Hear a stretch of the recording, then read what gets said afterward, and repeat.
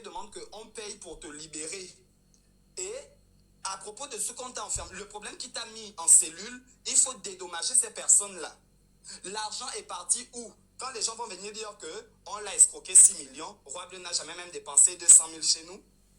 Oh, on l'a escroqué 6 millions. Nous-mêmes, on était même étonnés de savoir que Roi Bleu avait 6 millions. Y a un gars avec qui il parlait, qui est à l'étranger, dans un pays européen, là je ne maîtrise pas bien le nom, qui lui envoyait les millions pour qu'il monte un business de taxi. C'est cette personne-là qui l'a enfermé et il avait pris une voiture de location. Et la voiture de location avait eu plein de dégâts. Sa famille connaît cette histoire-là. C'est à cause de ça qu'il a été enfermé. Pourquoi on libère Roi Bleu? C'est ma maman qui allait libérer Roi Bleu de cellules. Bon, je vais zapper ce niveau-là, parce qu'au niveau des 6 millions, nous, on ne connaît pas. Plus que lui-même, il n'a jamais voulu parler où les 6 millions étaient. Obligé que ma maman dépense de l'argent pour acheter un carton de papier RAM et des cartouches d'encre, parce que c'est ce qu'on lui avait demandé. Et les frais pour libérer Roi Bleu. C'est comme ça. Les temps sont passés, il est sorti. Il ne venait plus chez nous. Je ne sais pas quel problème il a eu, hein. Peut-être comme on dit qu'il est allé chez les prophètes ou quoi, je ne sais pas. Il est revenu de là, nous annoncer que Yves va au village pour les élections. Quand il est parti au village, au retour du village, il est venu malade. On lui posait même la question que Roi Bleu, c'est comment ton corps a changé et tout. Il nous disait, ah, c'est la grippe et le palu qui passe en ce moment-là et tout. On lui disait, est-ce que tu es déjà là à l'hôpital et tout. Ma maman lui envoyait même de l'argent pour qu'il paye les médicaments. Roi Bleu est venu même rester chez nous pendant un moment parce qu'il ne voulait plus rester à Cocotier chez lui. On lui a fait certains médicaments là-bas pour qu'il ait encore la forme. Il a commencé à avoir encore un peu de forme. Il a encore disparu là. On ne sait pas où il est parti. Quand il est revenu encore très malade. Il est revenu encore très malade. Bon, mais on a dit, la famille a dit que hier vous êtes parti, la délégation était là-bas avec votre maman. On a voulu vous rendre les reliques. Vous avez dit que vous ne prenez plus les reliques là. Je vais expliquer ce niveau-là. Au niveau de lorsque la famille s'est déplacée, c'est bien normal qu'ils nous informent d'abord du décès de Roi Bleu. C'est l'une de ses patientes qu'il avait amenée chez nous, qui vit au Royaume-Uni. C'est elle qui nous appelle pour nous dire que Roi Bleu est décédé. Est-ce que vous êtes au courant de cette histoire? Nous, on dit, nous qui sommes même au Gabon, on ne connaît même pas et tout. On va aller sur place pour voir. Et on a commencé à voir des photos sur Facebook et sur TikTok. C'est comme ça, la famille s'est déplacée, que c'est notre frère, c'est notre parent spirituel. S'il y a un problème comme ça, il faut au moins aller soutenir la famille et tout. Lorsque nous sommes arrivés sur les lieux, la maman a commencé à dire on va vous rappeler parce que on n'a pas encore et tout, on va vous rembourser votre argent et tout ça. C'est comme ça, notre maman l'a fait comprendre que non, vous vous trompez de personne, ce n'est pas nous qui avons appelé le matin. Donc, il paraîtrait qu'il y a des personnes qui ont appelé le matin pour dire que Roi Bleu leur devait de l'argent et maintenant qu'il est décédé, qui doit rembourser cet argent-là? Donc, ils se sont dit que c'était nous. Nous, on est partis parce qu'on se disait que c'était on s'est dit que c'est notre parent qui est décédé, on va soutenir la famille. Donc, ils ont compris ça comme ils ont compris. Au niveau des reliques ou quoi, ça ne se fait d'ailleurs pas que même quelqu'un qui est initié dans n'importe quelle branche, tu as déjà pris tes choses spirituelles, tu amènes ça chez toi parce que tu décèdes, ça doit aller chez tes parents spirituels. Non, ça n'existe pas quelque part. Il n'y a personne pour soulever le fardeau de l'autre.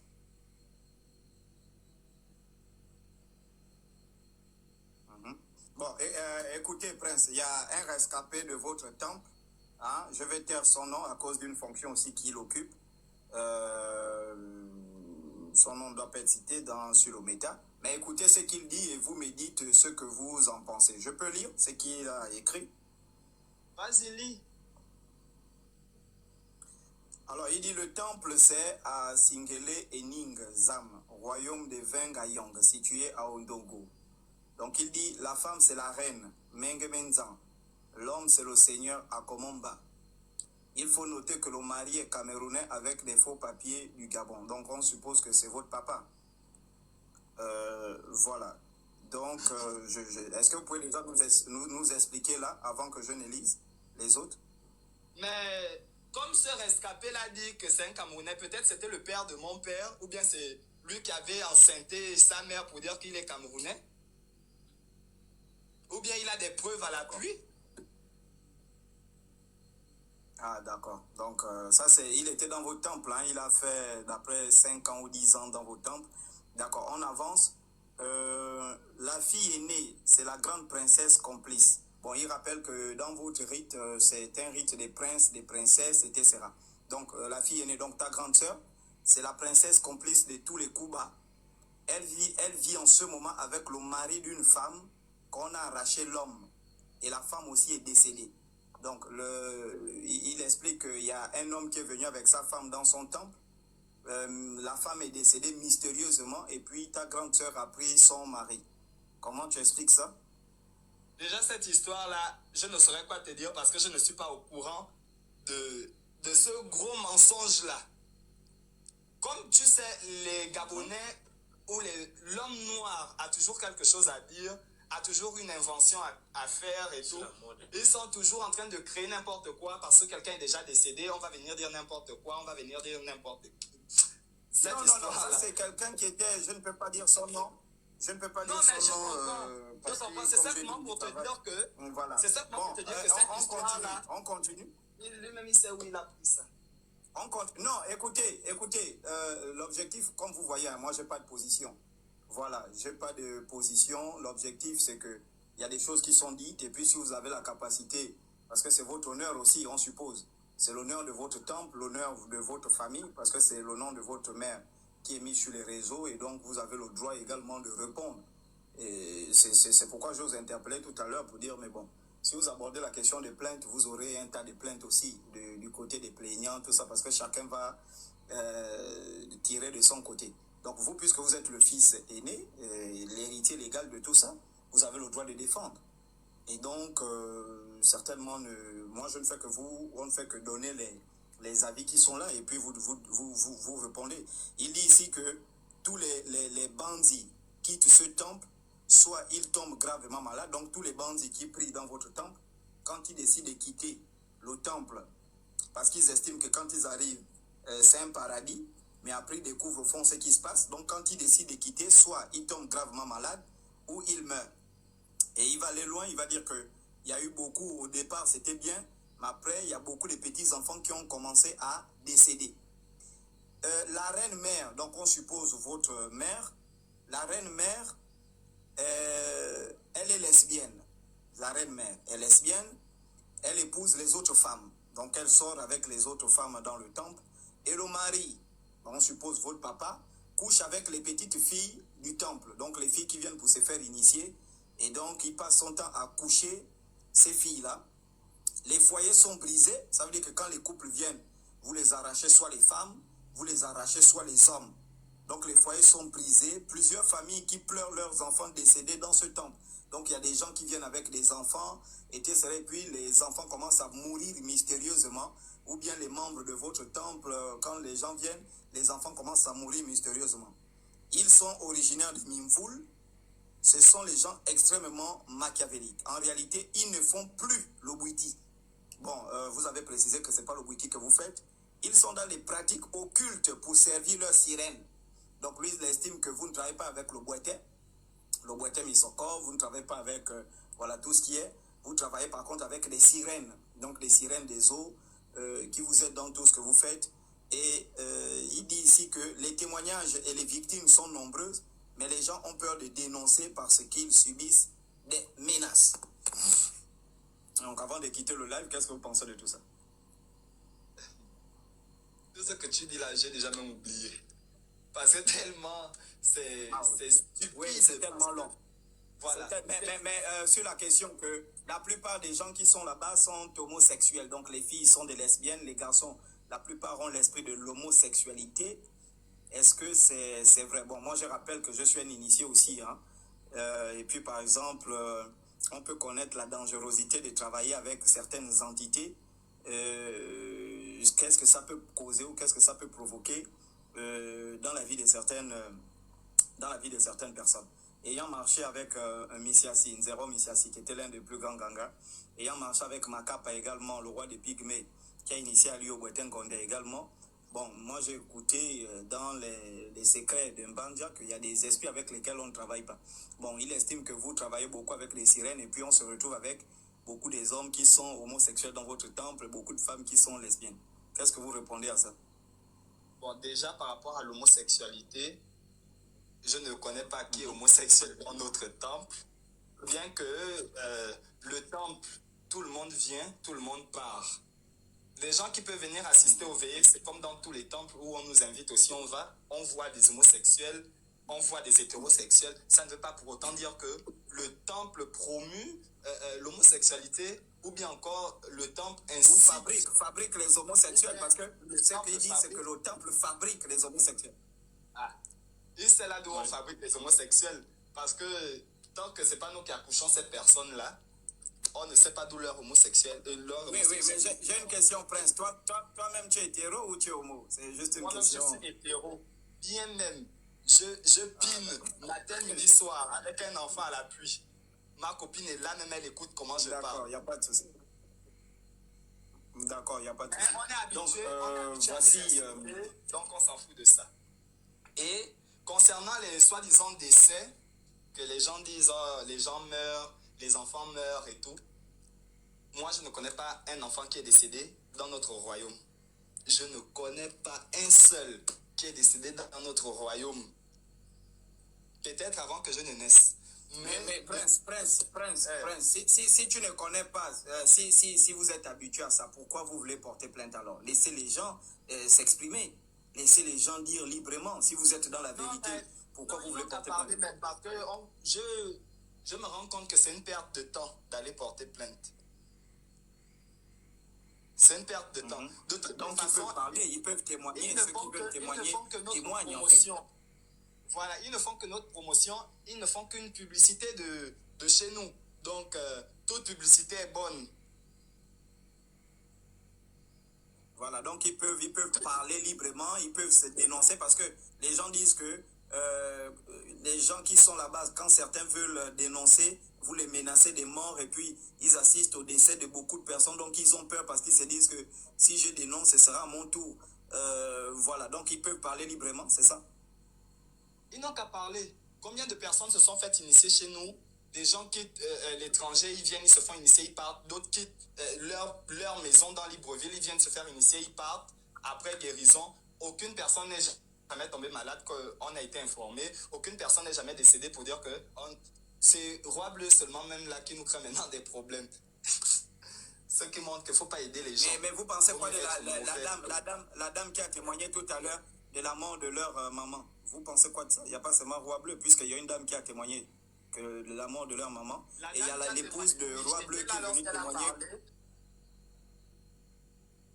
J'étais oui, et il y a la copine de Roi Bleu avec qui elle a fait 2 enfants. Non, là, je n'ai pas écouté le témoignage de la copine. Je n'étais plus sur le live.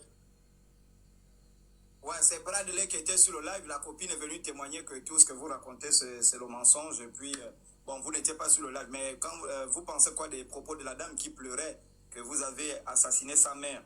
Parce que déjà, lors de l'autopsie, on n'a pas trouvé tous les intestins. Il n'y avait que du noir. Tous les intestins avaient disparu. Et vous lui avez fait boire un liquide qui ressemblait au sang humain. Et ce sang humain-là, vous le gagnez où? Aïe, quand toi, tu affirmes qu'on trouve un sang humain quelque part. Non, mais vous avez écouté le témoignage, c'est pas moi. Non, le témoignage de cette dame-là, c'est toi qui me fais même un bref résumé parce que je n'étais pas sur le témoignage de la dame. J'ai juste entendu qu'elle disait que sa mère est décédée et je pense que dans les commentaires, la journée, j'ai lu où elle disait que sa mère est décédée dans les tocs. Les tocs, chez nous, déjà, c'est un soin spirituel et nous ne sommes pas les seuls qui le faisons. Donc, sa mère est décédée là, je ne connais pas en quelle année sa mère était décédée.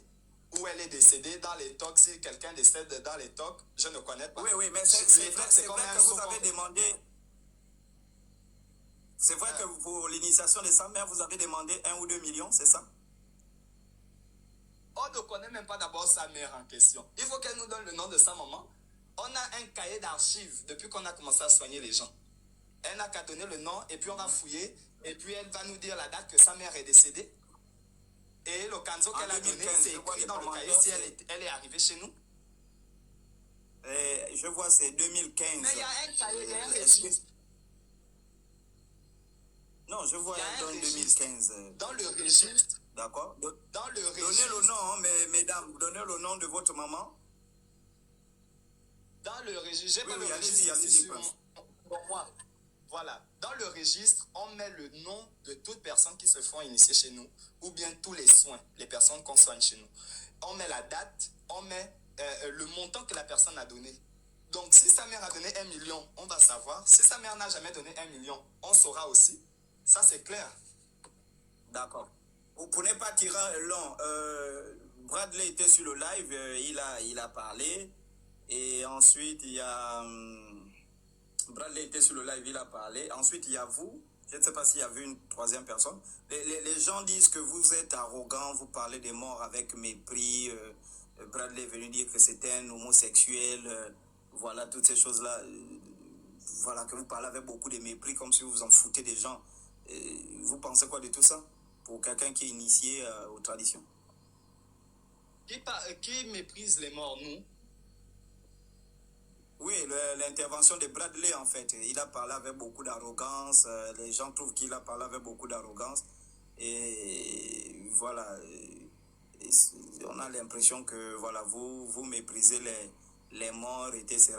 Et puis, il y a le problème aussi des 4 voitures. Je crois, Bradley a dit qu'il est venu avec 4 voitures, il a garé chez vous. Il n'a pas donné l'issue. Est-ce que les 4 voitures sont toujours là-bas ou bien... voilà. Donc les gens disent que vous parlez beaucoup avec des mépris, un peu comme Bradley, quoi. Bon, on va dire quoi. Chacun a son éducation. Si Bradley est venu parler avec arrogance, là, il sait où il a pris cette arrogance-là. Mais, concernant les soi-disant 4 voitures, ou quoi, je ne comprends même pas l'histoire. Ça, je ne connais pas cette histoire-là. On n'a jamais reçu 4 voitures chez nous. Et il parle encore de... Non, il a dit que Abaga est venu garer 4 voitures là-bas. C'était des voitures d'un blanc qu'il avait volées. Ils essaient de comprendre est-ce que les voitures sont toujours là-bas ou bien... Voilà. Mais c'est ce que je te disais dès le début. Qu'on l'avait porté plainte pour abus de confiance et escroquerie. C'est ce qu'il a amené en cellule. Les voitures ne sont pas chez nous. Il avait récupéré ses voitures. Je pense que son cousin avait fait l'accident avec le taxi en question. Et il avait pris des voitures de location. Il a remboursé les voitures là. C'était des voitures de location. Ah, d'accord. Ok. Ok, d'accord, il n'y a pas de souci. Bon, écoutez, si vous avez quelque chose à ajouter, vous ajoutez parce que, bon, vous êtes le fils et puis... Bon, mais il y a la sœur vous avez écouté Sabrina, non? La sœur j'oublie, en tout cas, du défunt. Vous l'avez écouté? Elle disait quoi? Ben, c'est la dame qui est juste sur le live, là. Sabrina, tu peux... voilà. Ok. Elle n'est pas là? Si je suis là, est-ce que je peux lui poser des questions? Oui, allez-y, hein, s'il est disponible. Ok. Prince, je vais juste dire Prince. Tu as dit que... Sabrina, commencez par nettoyer votre appareil, tout ça là, il y a tellement de bruit, ou c'est du vent, je ne sais pas trop. Attendez. Donc, Prince, je rappelle que c'est la petite sœur de Roi Bleu, hein. C'est la petite sœur, sa propre petite sœur de Roi Bleu, voilà. Je pense que vous devez la connaître. Son grand frère avait été tué au QG de Jean-Ping en 2016. Et elle a fait un peu le tour des réseaux sociaux pour réclamer justice auprès d'Ali. Donc déjà, elle a eu des complications au niveau de sa famille puisque son grand frère était un grand militant pour la libération du Gabon. Et il a été assassiné lors de l'attaque du QG de Jean-Ping. Et donc, voilà, et là, c'est son deuxième grand frère qu'elle perd dans des conditions, voilà. Donc, c'est un peu bon, je ne sais pas, elle va vous poser des questions et puis essayer de répondre, quoi. Donc, vous devez certainement la connaître puisqu'elle a fait le tour des réseaux sociaux à l'époque. Oui. Allez-y, Sabrina. Donc, je me permets un prince. Tout à l'heure, vous avez dit qu'il y a aucun enfant n'est jamais mort chez vous. Excusez-moi, hein, désolé, les pleurs. Aucun enfant n'est jamais mort chez vous, sauf que, si je me trompe pas, Chocolat des filles a joué une note vocale ici d'une femme qui a dit que mon frère avait fait la consultation à une femme chez vous et elle avait même failli montrer votre mère spirituelle contre les enfants du temple parce qu'il avait commencé à dire dans la consultation que oh non, c'est vous qui avez tué l'enfant, vous êtes à l'origine de ça. La personne de votre temple a envoyé la note vocale à Chocolat des filles. Chocolat des filles a joué la note ici. Une personne de votre temple. Tu as dit qu'aucun enfant n'est jamais mort chez vous. Ok, attends, on va te répondre. Bonsoir, Chocolat des filles. Oui, bonsoir. Excusez-moi, c'est Ray Bono sur les réseaux. Je suis aussi un enfant, bon, du moins. Sabrina, coupe ton micro, s'il te plaît. Donc, au niveau de la note vocale qui a été jouée, normalement, je tiens déjà à m'excuser publiquement parce que c'est une conversation anonyme que j'avais avec une de mes grandes. Et normalement, c'était pas censé sortir. On vous l'avait communiqué normalement. C'était pour essayer de vous expliquer la situation. Maintenant, le décès, c'était pas chez nous. Comme dans la note vocale, on disait que le décès, c'était même pas chez Kiasso directement. C'était du genre, il s'était retrouvé quelque part, comme elle explique dans la note vocale. La note vocale, vous l'avez jouée tout à l'heure, les gens l'ont entendu. Donc, sûrement, je sais pas, la dame en bas, elle s'est trompée. C'est pas chez nous qu'il y a eu le décès. Et c'est pas chez nous qu'il y a eu le problème où ton frère, paix à son âme, est allé parler. Il allait parler et faire un petit tapage, du moins un petit boira. C'était concernant le temple de Kiasso et la famille du défunt de l'année passée. C'était pas chez nous. D'où la note vocale. Et je tiens encore à m'excuser encore par rapport à la note vocale parce que ça ne devait pas arriver jusque-là. Donc, bref, c'était juste pour éclaircir à ce niveau. C'était pas un décès de chez nous. C'était pas une affaire qui nous concernait. C'est juste des données qui nous étaient parvenues pour compléter ou du moins pour nous aider dans l'affaire. C'était un peu ça. D'accord, il n'y a pas de souci. Et puis, ne vous inquiétez pas pour la note. Hein, c'était pas... Parce que j'ai reçu beaucoup de notes et puis en jouant, et puis voilà. Et c'est après en bas que j'ai vu que bon, c'est une note confidentielle pour que la dame n'ait pas de soucis, voilà, des choses comme ça. Et puis j'espère qu'elle n'aura pas de soucis. Donc j'ai reçu beaucoup de notes et puis je peux exactement distinguer laquelle des notes était qu'il ne fallait pas jouer à cause de l'anonymat et autres. Donc justement, il y a des gens qui témoignent aussi pour dire que c'est depuis chez Kiasso qu'il avait été vendu ou mangé ou je ne sais pas trop. Donc il y a beaucoup de versions, mais vous avez la sœur avec qui vous pouvez échanger, répondre à ces questions, hein, parce qu'il s'agit de son grand frère. Et voilà, comme je vous ai dit, elle a perdu son grand frère d'abord au QG de Jean-Ping qui a été tué par balle. Et là encore, elle perd son grand frère, donc elle est un peu déboussolée, voilà, toutes ces choses. Et puis, elle souhaite que vous puissiez répondre aux questions. Il y a sa mère qui est bouleversée, voilà. Donc, oui, Sabrina, allez-y. Okay. Je crois qu'il vous écoute. J'ai encore une autre question. Tout à l'heure, le monsieur Prince, quand il parlait, il a dit qu'ils sont arrivés chez nous en soirée.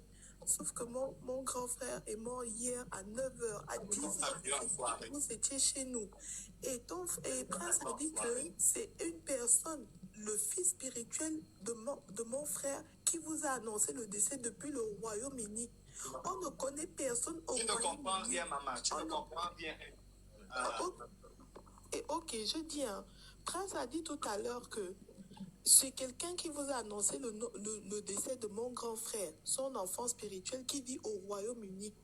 Le téléphone de mon grand frère était éteint vu qu'il était mort. Et mon frère est mort à 9h, à 10h, vous étiez chez nous. Qui a contacté son fils spirituel pour lui dire que mon frère est mort jusqu'à il est venu vous dire, jusqu'à 1 heure après le décès de mon frère, vous étiez chez nous à Cocotier. Qui? Je veux comprendre. Je peux répondre? Je vous écoute. Oui, allez-y. Oui. Oh. Ah, je sais pas, c'était le matin en tout cas. J'étais chez moi. Il y a, comme on a dit, on veut garder l'anonymat parce qu'il y a certaines personnes qui ne veulent pas forcément se retrouver sur les réseaux sociaux. La fille spirituelle, du moins, l'une des malades que Roi Bleu, perd son âme encore une fois, traitait, qui nous a contactés parce qu'après il l'a emmené chez nous, elle a continué ses médicaments là-bas, elle est retenue au Royaume-Uni. L'une des malades que Roi Bleu, paix à son âme, encore une fois.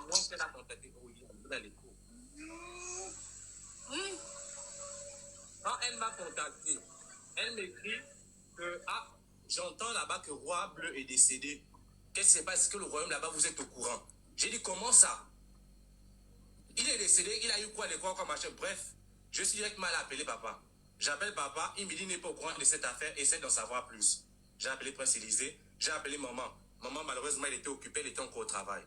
Du coup, j'ai appelé ma petite soeur que j'ai envoyée directement chez vous. Elle est arrivée, elle a constaté les faits là que la famille était en pleurs là-bas. J'ai encore les captures d'écran de tous les messages avec l'heure et la date exacte. Je pourrais envoyer ça pour servir de preuve. Elle nous a dit que Roi Bleu, effectivement, est décédé. J'ai essayé d'appeler, et pour ça, vous pouvez vérifier. Dans le téléphone de Roi Bleu, j'ai appelé à plusieurs reprises. Le matin, son téléphone était allumé, ça sonnait. Et j'ai encore la preuve dans mon téléphone. Il y a une dame qui m'a répondu parce que j'insistais et j'ai envoyé des messages. J'ai envoyé des messages pour dire que c'est comme là-bas, j'écoute des trucs bizarres. S'il te plaît, réponds-moi. Elle m'a demandé c'est qui. J'ai dit c'est l'un des petits frères de Roi Bleu. J'entends là-bas qu'il y a un souci à la maison. Qu'est-ce qui se passe? Elle m'a dit Roi Bleu est décédé. Quand j'ai voulu parler, elle a coupé. Et après ça, maintenant, on n'a plus de nouvelles. C'est à partir de là, moi j'étais à la maison, j'étais pas parmi la délégation qui est arrivée chez vous. Du coup, je ne pourrais pas développer. Mais à partir de là, sûrement, ils ont pris la décision de partir sur place, là-bas. Donc, dire que le téléphone était arrêté le matin, non. Et c'est comme ça qu'on a appris la nouvelle du décès. Maintenant, la suite de l'histoire, mon frère l'a raconté tout à l'heure. Ok. Juste pour information, juste pour preuve, chocolat des filles. La dernière personne qui a parlé sur le téléphone de mon grand frère, c'est moi-même. J'ai appelé, c'est moi la dernière personne qui a parlé à Thierry sur son téléphone. Le téléphone avait été éteint à 3 heures. Jusqu'à aujourd'hui, on n'a pas encore rallumé le téléphone de Thierry. Ils ont ça là-bas. Juste pour preuve, chocolat des filles. Attends, je continue sur les questions. Vous nous avez déjà répondu. Moi, je ne discute pas, je donne juste les preuves. Désolé. Voilà. Désolé. Parce que pour moi, personne n'a répondu à ce téléphone. Je pose encore une question. À plusieurs reprises, vous avez dit que quand il est venu se faire initier, Bradley a dit la même chose, Prince a dit la même chose. Il est parti, vous l'avez raccompagné chez lui, vous s'est monté, c'est descendu. Après, il ne venait plus dans votre temple. Mais à un moment donné, après, vous dites que, oh non, il était venu blaser les voitures. Oh non, il était revenu, il était malade. Oh non, ce n'était plus ça, c'était en gros, quand nous on comprend qu'effectivement, il est revenu chez vous à plusieurs reprises. Et une autre chose aussi, après mes questions seront terminées, une autre incohérence aussi, quand vous dites qu'il est parti à Bitam faire la politique, celui-là, j'ai eu un frère, Elvis Abala, qui est décédé en 2016, il faisait la politique. Thierry n'a jamais fait les choses de politique. Thierry est parti une fois à Oyem, au chocolat des filles, c'est quand il allait pas vendre le terrain, je te l'ai dit. Thierry n'a pas fait une semaine, il était avec maman H24. H24, il n'a jamais voyagé à Bitam depuis je ne sais combien d'années où Thierry vient mourir. Là, Thierry n'a jamais mis pied à Bitam pour dire que les histoires de politique. Thierry ne connaît pas les blancs de l'étranger. Je suis sa seule soeur qui est en France. La seule famille qu'il a ici, on est en France. C'est nous, avec nous qui parle. Thierry ne traite pas avec les blancs à l'étranger. Tous les business de Thierry qu'il faisait de près ou de loin, c'est avec moi qu'il les faisait. Tantôt il a escroqué un blanc, tantôt ceci, tantôt cela. Thierry ne connaît pas d'homme blanc. Et on t'a dit tout à l'heure là que la personne de la voiture, c'était des noirs. Donc, moi, je veux comprendre, quand vous dites qu'il ne venait plus, il est venu se faire initier, il ne venait plus au temple. Mais dans vos dires, vous-même, vous dites encore qu'il y a eu plusieurs fois qu'il est venu au temple. Parce que quand Thierry est venu se faire initier, là-bas, il m'a envoyé les photos. Thierry était très bien. Thierry se portait très bien. Attends, maman, je vais te répondre. Il faut bien écouter ce que je dis. Parce que c'est comme ça que les gens disent que nous sommes impolis et tout. Parce que la mentalité de l'homme noir, comme je vois dans les commentaires, des gens qui n'ont rien à faire de leur vie, qui sont là à venir écouter ce qui ne leur regarde pas. Déjà, pour commencer, j'ai dit, Thierry a eu des problèmes de escroquerie et abus de confiance. Je n'ai jamais dit que c'était avec un homme blanc. J'ai dit avec une personne qui réside à l'étranger. Il faut bien comprendre. Et lorsque j'ai dit Thierry est arrivé chez nous, après il a fait un moment sans plus venir, là on l'avait déjà accompagné. C'est-à-dire lorsqu'on accompagne une personne dans la spiritualité, tu fais maintenant les mangangas chez toi. Il a fait un moment, il ne venait plus parce qu'il était chez lui. Et quand tu dis que, j'ai dit que il ne soignait pas les gens, ceci, cela, patati, patata, j'ai dit, il faut bien écouter et il faut comprendre ce que je dis. J'ai dit, il n'a jamais soigné quelqu'un dans notre temple. On n'a jamais appelé Thierry qu'il y a un malade, viens soigner, ou bien il y a un cas, viens consulter. Jamais de la vie. Vous dites, vous avez le téléphone de Thierry, mais allez-y fouiller le téléphone. Il n'a jamais eu un cas, un blanc avec qui il parle et tout et tout. Je n'ai jamais dit qu'il parlait avec des blancs. La personne qui nous contacte, c'est une dame qui vit, une dame congolaise qui vit au Royaume-Uni. Je vais taire le nom de cette personne-là. Et concernant les voitures, c'était bien avant qu'on l'accompagne chez lui. Il est venu avec des voitures et tout. Lorsqu'on a accompagné Thierry chez lui, il est parti avec ses voitures parce que c'était des voitures de problème. Il avait déjà fait l'accident. Son frère ou quoi avait fait l'accident avec le taxi. Je pense que tu sais ça. Et tout ça, c'était des voitures de location. Je pense que tu le sais. Donc ne viens pas raconter n'importe quoi parce que voilà, ne viens pas raconter n'importe quoi parce que c'est ton frère qui est décédé et puis il faut parler pour parler. Non. Donc tu crois il faut parler pour dire des choses qui sont parce que mon frère est décédé. Tu t'entends parler? Est-ce que oui, je m'entends parler parce que ça c'est des bêtises. D'accord, merci beaucoup.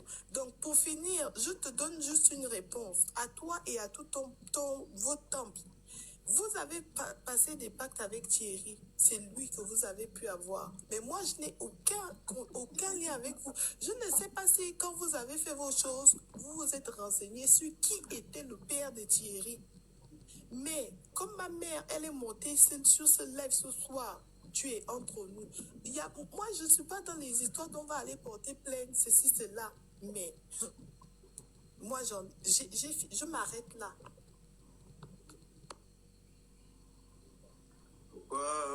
Oui, la personne, il y a quelqu'un là, Prince, restez d'abord parce que bientôt on va couper le live. Je pense il y a quelqu'un qui est là, c'est une fille du temple aussi, la dame.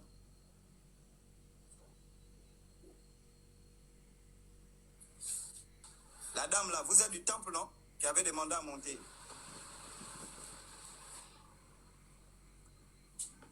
Vraiment des prostituées comme ça qui viennent demander les...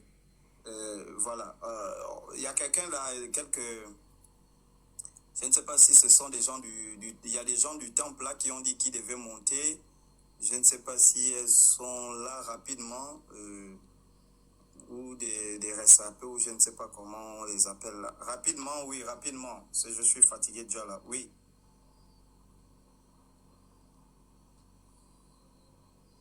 Attendez, je vois rapidement les noms là. Moi, si vous êtes là, au lieu de me faire la liste, encore allez regarder les noms loin, vous donnez le nom et puis vous montez sur le live. Et on fait ça rapidement. Pendant que le fils de la dame est là. Voilà, donc je crois que c'est ça, hein, c'est pas la reine catholique ou quoi là. Oui, rapidement. Oui. Oui, Roro, ou qui là?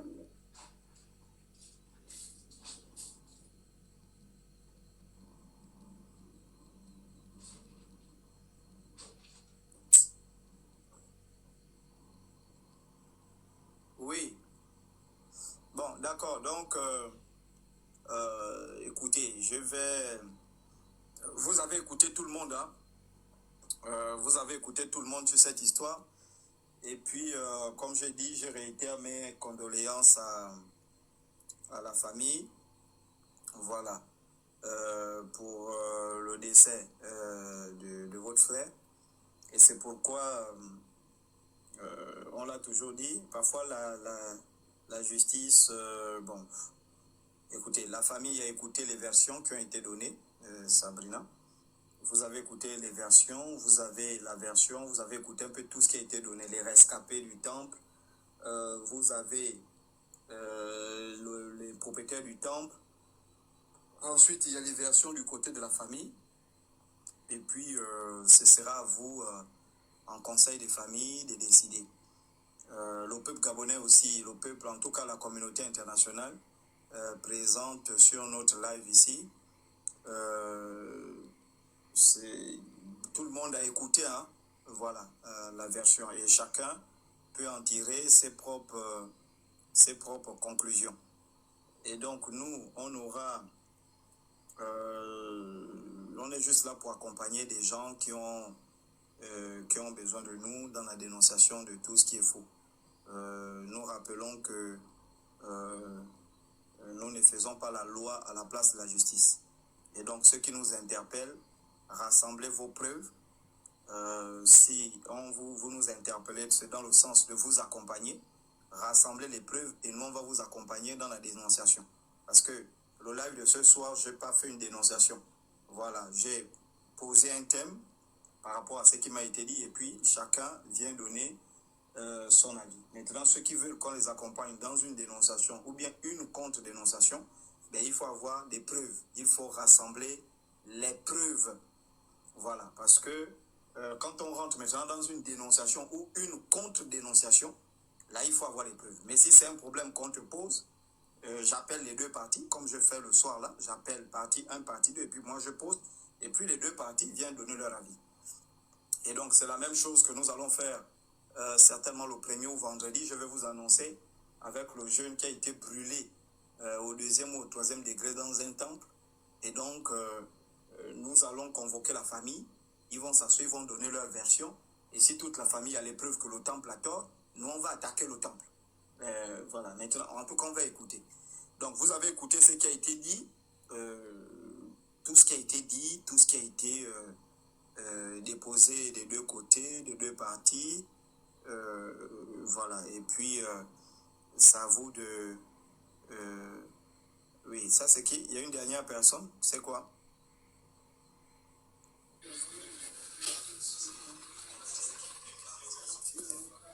Allô? Oui. Oui, bonsoir. Je suis le grand frère du défunt Narcisse. En fait, je voulais intervenir tôt, mais il y a eu coupure ici. J'ai suivi le live. Oui. Mais en fait, je me rends compte aujourd'hui d'une chose, c'est que il y a beaucoup de mensonges. Je veux commencer par les membres du temple. Les membres du temple, quand ils sont arrivés hier à la maison, au cocotier, c'est moi qui ai reçu les membres du temple en personne. La reine était là avec eux. C'est moi qui les reçois. C'est moi que la reine remet le numéro pour les appeler et leur donner le programme de comment nous allons décider en famille sur le fonctionnement de l'enterrement de Narcisse. C'est moi qui les reçois personnellement. Mais tout ce qui est sorti par la suite, en fait, je ne comprends plus rien finalement. Et c'est là que je commence à comprendre une chose, qu'il y a un truc qui cloche. Il y a eu le problème, ils sont en train de parler du problème des élections. Que Narcisse est allé faire pour les élections OIM. Narcisse n'est jamais allé à OIM pour faire des élections. Moi, je suis au cocotier, je vis avec mon petit frère. On s'est vu hier, c'est moi qui les reçois. Je parle avec la seule personne qui s'est exprimée dans la délégation qui arrivait à la maison, c'était la reine. C'est avec elle que j'ai discuté. Les gens qui étaient autour d'elle, il n'y a personne qui a dit mot. C'est elle qui avait toujours la parole. Et c'était avec elle que je parlais. C'est moi qui ai proposé à la reine que les choses que le petit frère a laissées dans... Désolé, dans sa chambre spirituelle, dans sa chambre mystique où il faisait toujours, je ne sais pas si c'est ses réunions ou ses incantations, je ne sais pas trop, parce que je me mettais pas trop dans sa vie. Les choses là, on en fait quoi? Parce que nous, on n'a pas besoin. Elle m'a dit, c'est pour lui, c'est pour sa famille, ou bien pour ses enfants. J'ai dit, mais nous, on n'a pas besoin. Elle m'a dit, ok, dans le cas contraire, on va faire on va vous contactez-moi sur WhatsApp. Je vais vous dire quoi faire après les obsèques, comment vous allez procéder pour récupérer ces choses et vous débarrasser de ça. Et la deuxième chose, c'est qu'elle m'a dit, comme c'était un enfant du temple, il faut que eux, c'était leur fils, c'était son fils. C'est elle qui avait la parole, elle me dit c'était son fils et Narcisse était spirituel. Donc, ils doivent organiser une cérémonie. Je ne sais pas si c'était ici à la maison que la cérémonie devait se faire ou chez eux au temple. Par la suite, bon, j'ai été bref, j'ai été poli, j'ai pas voulu, j'ai été très poli même. Après ça, on s'est changé de numéro, ils sont partis. Maintenant, tout ce que je suis en train d'écouter sur les réseaux, quand Narcisse a fait la cérémonie, parce que quand ils viennent déposer, quand ils viennent déposer les sitars, Narcisse organise une grande cérémonie au niveau de la maison au cocotier. Il y avait les gens du temple, la reine, ils ont pavané ici au cocotier. C'était aux frais de Narcisse, c'était pas parce il n'avait pas d'argent, bien quoi.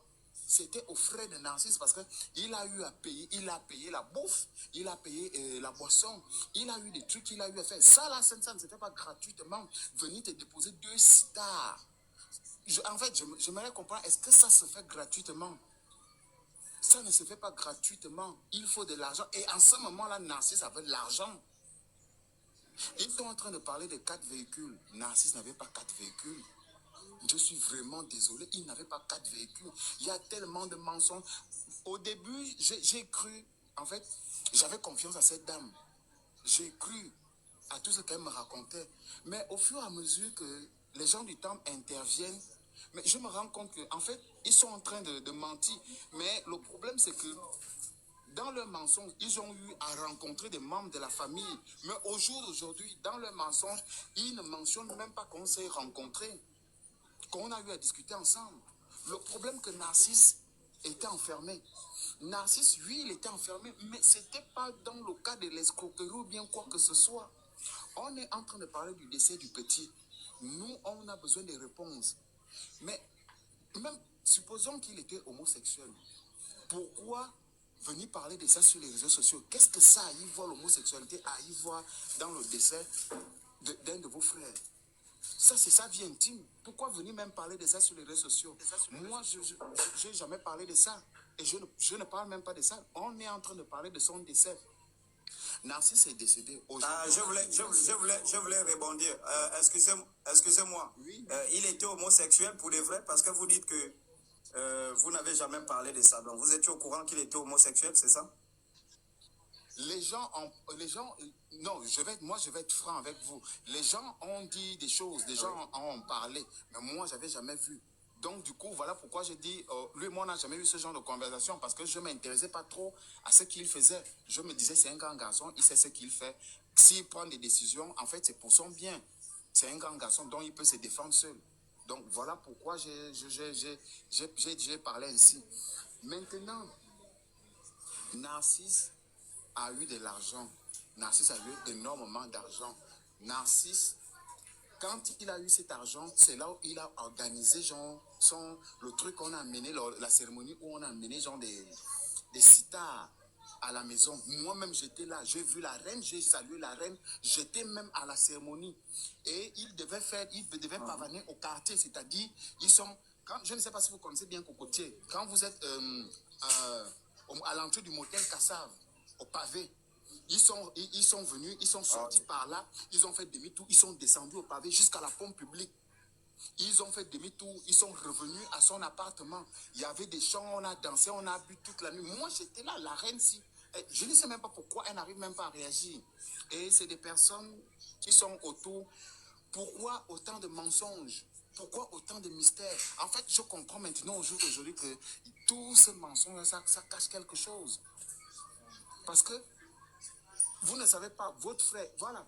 Ok, j'allais oublier quelque chose.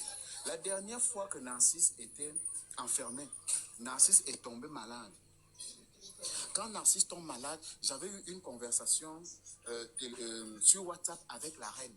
J'ai fait savoir à la reine que, mais écoute, la reine, quand on dit on est mère d'enfants, on prend soin de ses enfants, on éduque les enfants et on veille sur leurs enfants.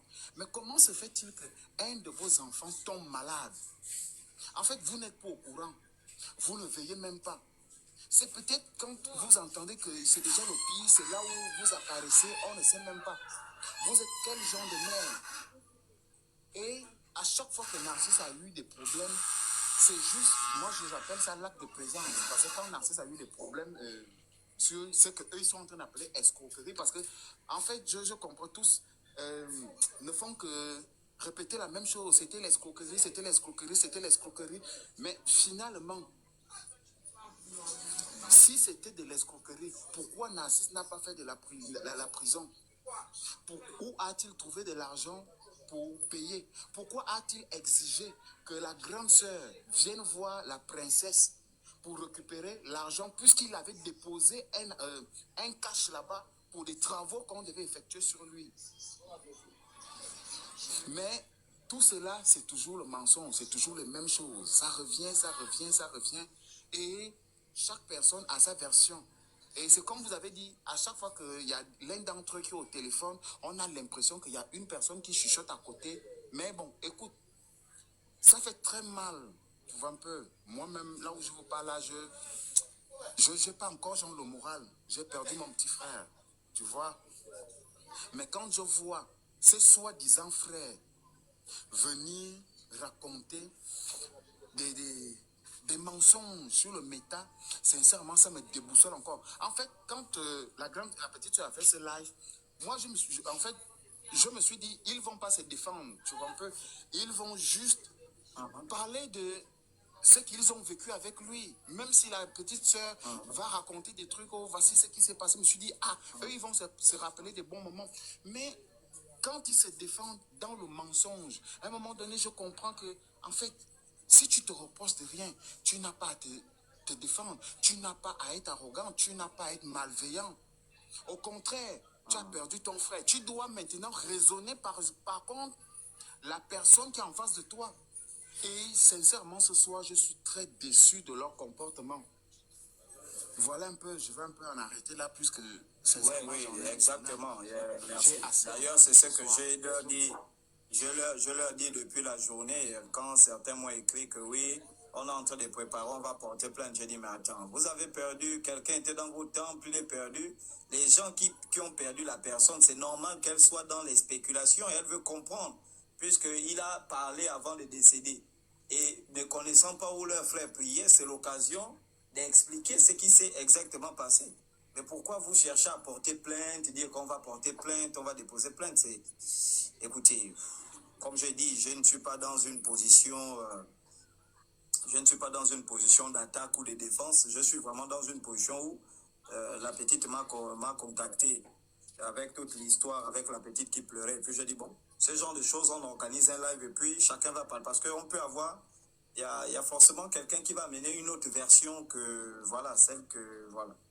Donc, merci, on va prendre, oui, il y a quelqu'un qui est là, oui, la parole de Dieu, ou la parole de Dieu, oui.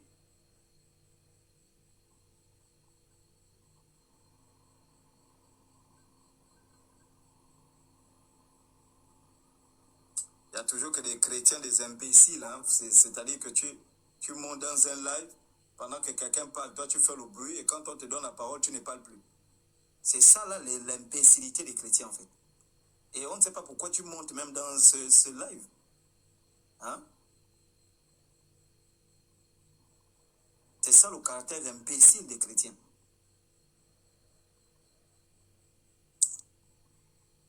Il n'y a pas plus mouton dans ce monde hein, que ces gens-là. Ce sont des vraies bêtes. Hein? Oui, des dernières... oui, allons-y, oui. Bonsoir. Oui, vous êtes du temple des parents ou je ne sais pas? La question m'est posée ou elle est posée à mon prédécesseur qui est juste... Non, à vous. Vous êtes... voilà. Vous êtes quoi? Vous faites partie des rescapés du temple et autres? Moi, j'ai été fidèle de pentecôtiste, mais ces derniers temps, j'ai commencé à suivre les enseignements, les prédications des kémites. Et c'est comme ça que j'ai commencé un peu à changer de foi. Non, là, bon, le contexte n'est pas approprié parce que là, on parle un peu d'un problème là où quelqu'un est décédé, voilà, par rapport au temple. On aurait un live spécial sur ces choses-là. Là, on cherche à résoudre un problème. Donc, excusez-nous un peu, hein. Vous allez revenir pour le live de vendredi ou samedi parce qu'il y a quelqu'un qui est décédé dans les shows des temples, etc. Donc, la famille essaie un peu d'élucider l'affaire. Voilà, donc c'est un peu ça. Ok, Je vous en prie. ou sinon, avant que je... Ok, est-ce qu'il y a des personnes, s'il n'y a pas de personnes, les rescapés du temple, les autres, voilà, toutes ces choses-là, on va clôturer le live et puis chacun va tirer ses conclusions selon les rediffusions du live ou autre chose. Il n'y a plus de personnes? Je vois quelqu'un, je veux monter. C'est qui? Le nom, c'est quoi? Je crois que c'est Paul Martin. Pardon?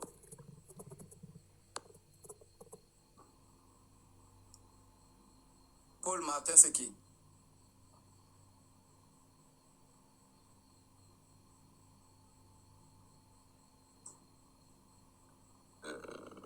D'accord.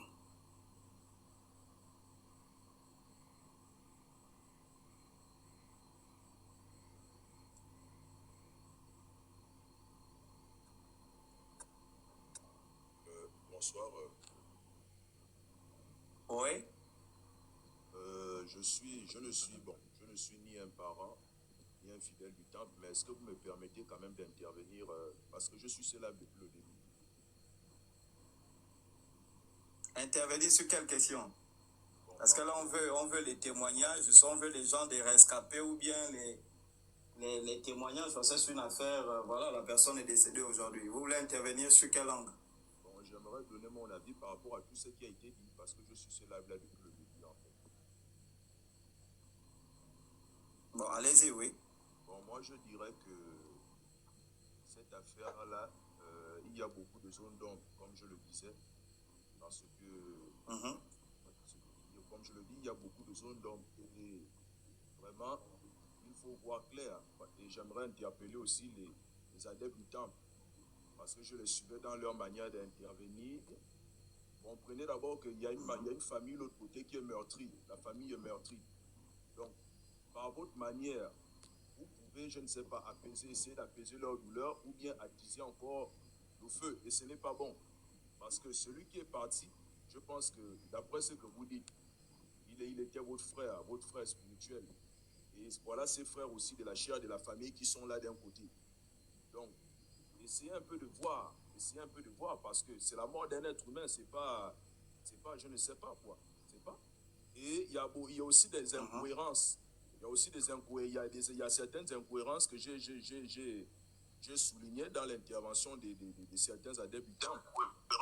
Papa Joseph. Comme celui qui dit que Jamais, il n'a jamais le temps. Parce que précieux humain, mon frère. Allez-y. Celui qui dit qu'il est sur place au temple, là, vous-même le chocolat, vous avez remarqué quand il donnait des informations. Même moi, il y a quelqu'un qui lui soufflait des informations.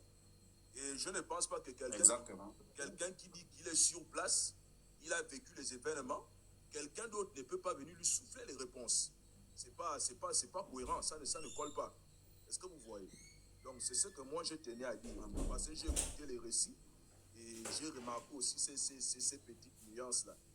Et sincèrement, ça fait mal. Je ne suis pas un membre de la famille. Vous voyez que je ne suis pas un membre de la famille, mais c'est un frère gabonais qui est décédé. Et il est décédé parce qu'il est décédé dans des conditions bizarres. Et en ce moment-là, vous menez un combat où vous voulez ramener la population à ses traditions, à ses coutumes. Et cette affaire-là, vous voyez, c'est une affaire un peu délicate parce que, quelque part, vous aussi, vous êtes touché, vous êtes attaqué, si je peux le dire comme ça. Je ne sais pas si je me trompe. Donc, c'est ce que... Exact. Non, c'est ça, exactement. Donc, c'est ce que moi... Exactement, et ça ternit l'image. Bon, c'est vrai que moi, je ne suis pas... on ne ramène pas... Je mène un combat culturel et non un combat sur les rites initiatiques, voilà. Les rites initiatiques n'ont jamais développé un pays. Ça, c'est ce qu'il faut comprendre. Ce qui développe un pays, c'est sa culture. Voilà, si vous partez, j'étais récemment au Burkina, eux, ils n'ont pas beaucoup de rites initiatiques, mais ils sont assis sur leur culture. Ils ont une culture, ils ont une façon de manger, une façon d'accueillir les étrangers, une façon de... En Afrique de l'Ouest, ils ont certaines, beaucoup, vous les voyez, sont musulmans, chrétiens, mais si vous regardez bien, ils sont assis sur des cultures. Et si on fait une comparaison entre l'Afrique de l'Est et l'Afrique de l'Ouest, l'Afrique centrale, l'Afrique de l'Ouest est plus en avant sur certaines choses par rapport à l'Afrique centrale. Malgré qu'ils soient musulmans, chrétiens, mais ils sont assis sur beaucoup de leurs choses. Les rites initiatiques, c'est pour le bien-être personnel de celui qui veut s'initier, en fait. Voilà, moi je suis allé m'initier au Mouiri, j'ai fait ce que j'avais à faire et autres, et puis bon, je suis quitté. C'est pour ton bien-être personnel, mais ce n'est pas pour le bien-être de la communauté. Et déjà, du côté de ma mère, je tiens à informer, nous les rites, du côté du sud, vous allez constater, les rites n'ont pas un caractère obligatoire. Caractère obligatoire où, moi je suis étonné quand même, hein, quand j'observe le débat, le Bouiti est devenu universel. Ça n'a jamais existé dans le sud. Le Bouiti n'est pas universel, ou encore le Misoko n'est pas universel. Le Misoko, déjà, c'est une science médicinale. C'est-à-dire c'est vraiment quand tu sens que tu as peut-être des problèmes, il y a un problème qui te dépasse, tu peux faire l'initiation au Misoko. Voilà, c'est ça libre vie que je suis curieux de voir que c'est toute une industrie où les gens s'initient, les gens... bon, je comprends, il y a les faits des villes, il y a des faits, et puis c'est devenu une sorte de truc. Donc les initiations n'ont jamais développé un pays. Moi, j'ai été initié au Mouiri, où les rites que je me suis initié, j'ai compris ce que je devais comprendre, et puis je suis quitté. Voilà, mais ce qui développe un pays, c'est sa culture. Et donc, la culture, l'éducation, l'industrie. On s'appuie sur la culture pour former les gens qui sont enseignés selon notre culture, comme la Chine le fait. Et partant de cette éducation-là, on va justement développer l'industrie. Donc, quand on mène maintenant le combat, c'est vrai que les rites initiatiques font partie de la culture, mais il faut que l'État intervienne dans toutes ces choses. Comme vous voyez, hein, je mène le combat à la fois sur les faux pasteurs et sur les faux gangas, parce qu'il y a beaucoup de dérives. Juste comme ils sont très peu, voilà, étant donné qu'ils sont très peu, c'est vrai qu'il y a beaucoup de choses qu'on ne recense pas, mais quand vous rentrez bien dans ce milieu-là, vous allez constater que beaucoup en font plus pire même que les pasteurs. Hein. Voilà, ce sont des histoires de sodomie, on détourne les maris des gens, il y a toute une industrie aussi autour des étoiles. Voilà, ce qu'il faut comprendre, il y a beaucoup de vols d'étoiles dans ces industries-là, où on transforme les destins des gens, on prend le destin des X, on donne à tel, on prend... Donc c'est tout un désordre qui se déroule. Et vous voyez, malheureusement, on n'a pas des États qui ont une ligne directive pour leur peuple. Parce que si on avait des États qui avaient des lignes directives pour leur peuple, je pense que toutes ces dérives-là, on ne devait pas les observer. Donc autant l'État ferme les yeux sur ce que les églises font, ben autant l'État ferme aussi les yeux sur ce que les traditionalistes ou je ne sais pas les font. L'État ferme les yeux sur ce que les francs-maçons font. L'État ferme les yeux sur ce que... Et vraiment, on se retrouve avec tout un chaos total. Et les personnes qui veulent vraiment donner un sens à leur vie se retrouvent piégées entre les griffes des choses qu'ils ne maîtrisent pas. Et c'est pourquoi vous allez voir sur la toile, je condamne la course aux initiations. Je l'ai toujours condamné sur la toile. La course aux initiations, j'ai toujours condamné parce que il y a des rites, vous savez, il y a des choses auxquelles on ne peut pas, surtout, moi par exemple, il y a des tribus auxquelles je n'appartiens pas, il y a des choses que je ne peux pas aller m'engager tant que je ne comprends pas. Il y a des choses on ne s'engage pas si on ne comprend pas. Il y a des choses on ne... Mais aujourd'hui, à cause de le célibat, le manque d'emploi, le manque de... On peut rentrer dans tout et rien, que ce soit église, que ce soit été... Et puis, voilà. Il y a des choses, quand tu pars dans un temple, tu te présentes déjà comme quelqu'un qui n'a pas de parents, mais tu deviens vulnérable. C'est-à-dire que si dans un temple, tu dis déjà, moi, je n'ai pas de parents, mais tu es vulnérable. C'est-à-dire que c'est comme à l'hôpital. À l'hôpital, tu pars. Moi, je viens de voir un scandale en France où quelqu'un part, tu dis, bon, moi, je n'ai pas de parents. On sait qu'il n'a pas de parents. Bon, écoute, prélevons les organes et puis on en fait ce qu'on veut. Voilà. Donc il y a beaucoup de choses. C'est toute une question que nous sommes en train de nettoyer ce côté des rites. Parce que pour les gens, si vous remarquez bien, dans toute la conscience collective des Gabonais, La culture, ce sont les rites initiatiques. Ça n'a rien à y voir, absolument rien. Rien à y voir. Voilà, la culture, c'est la culture. La culture, c'est vraiment tout le corps du peuple. Et dans ce corps-là, il y a des sciences, il y a la politique, il y a les systèmes de valeurs, il y a la musique, il y a les traditions qui n'ont rien à y voir avec les rites initiatiques. Parce qu'on peut être un grand traditionnaliste sans être initié. Et ça, c'est ce que malheureusement les gens ne comprennent pas. La culture, c'est la base. Les gens sont plus dans le côté des fétiches. Les gens, et c'est ce qui tue les gens. Les gens veulent aller vite. Mais écoutez, il y a des lois dans aller vite. Il y a des lois. Ça veut dire que moi, j'ai envie d'être nommé ministre. Mais en réalité, c'est l'aura de quelqu'un. C'est l'aura de quelqu'un qu'on prend. L'aura de une ou deux personnes qu'on te donne pour que tu sois nommé ministre. Mais il y a un prix à payer. Parce que quand tu vas aller plus vite que ce que la vie t'a prévu, ça veut dire que tu veux dévancer la vie. Mais il faut savoir qu'en réalité, c'est l'aura des gens qu'on te donne pour dévancer la vie. Tu n'as que 19 ans. Tu veux déjà être marié à un ministre. Tu veux déjà avoir une grande maison. Tu veux déjà, alors que ce n'est pas ton destin. Mais il n'y a pas de souci. C'est pourquoi vous allez voir beaucoup de gangas. Leurs propres enfants ne sont pas, parce qu'ils comprennent que les enfants sont là. Parfois, vous allez vous poser la question, mais ces enfants sont pauvres. Ces enfants échouent au bac. Mais pourquoi ils soignent les autres? Parce qu'ils comprennent justement que, écoutez, vous avez votre destin. Il y a des choses, vous devez suivre votre destin, attendre. Toi, tu viens, tu dis, je veux un mari blanc.